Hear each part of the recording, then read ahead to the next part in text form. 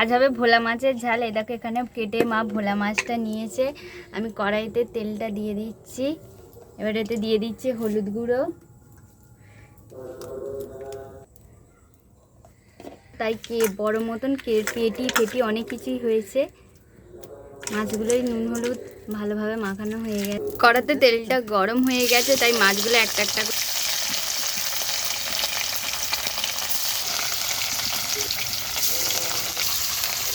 একটা মাছের 12-13 পিস হয়ে গেছে। এই দেখো ভোলা মাছটা অনেকটাই বড় ছিল। পনির ভিতরে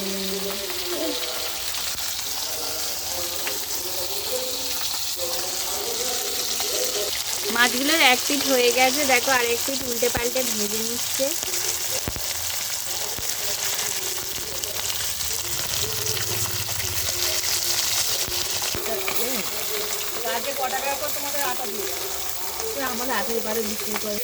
মাছগুলো ভাজা হয়ে গেছে, মা ওখানে থালাতে তুলে নিয়েছে, আর এখানে আর 4টে বাকি আছে, সেটা ভেজে নিচ্ছে।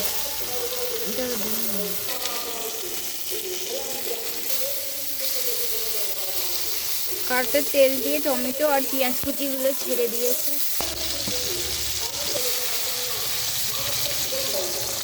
দিয়ে দিচ্ছে দিয়ে দিচ্ছে আদা বাটা, দিচ্ছে কাঁচা শুকনো লঙ্কা বাটা, দিচ্ছে হলুদ গুঁড়ো, কাশ্মীরি রেড চিলি পাউডার দিয়ে ভালোভাবে একসঙ্গে মশলাটাকে কষিয়ে নিচ্ছে।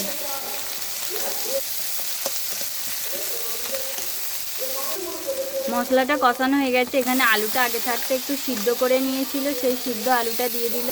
দিয়ে মশলার সঙ্গে আলুটা ভালোভাবে মিশিয়ে নিচ্ছে। দিচ্ছে ধনে পাতা কুচি, কুচানো ধনে পাতা দিয়ে ওর সঙ্গে ভালোভাবে নেড়ে নিচ্ছে। দিয়ে দিচ্ছে লবণ,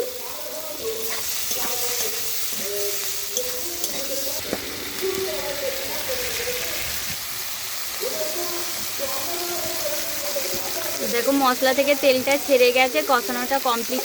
এবারে দিয়ে দিচ্ছে ওতে একটু পরিমাণ মতন জল। দেখো জল দেওয়া কমপ্লিট হয়ে গেছে, ঝোলটা ফুটে গেছে। মাছ ভাজাগুলো দিয়ে দিচ্ছে, দেখো এগুলো দিয়ে ভালো করে ঘেঁটে দিলে ঝোলের সঙ্গে মিশে গেল। রান্নাটা একদম হয়ে গেছে, মা নামিয়ে নিচ্ছে। দেখো নামিয়ে নিয়েছে, কত সুন্দর রং হয়েছে, আর সেন্টটাও খুব ভালো লাগছে, পুরো মাংসর মতো। মা এবার উপর থেকে ভাজা মশলা একটু ছড়িয়ে দিচ্ছে। রান্নাটা কমপ্লিট। এই দিয়ে তো এক থালা ভাত অনায়াসে খাওয়া হয়ে যাবে। ভিডিওটা ভালো লাগলে চ্যানেলটা সাবস্ক্রাইব করো। তোমরাও এইভাবে বাড়িতে ভোলা মাছ রান্না করবে। টাটা।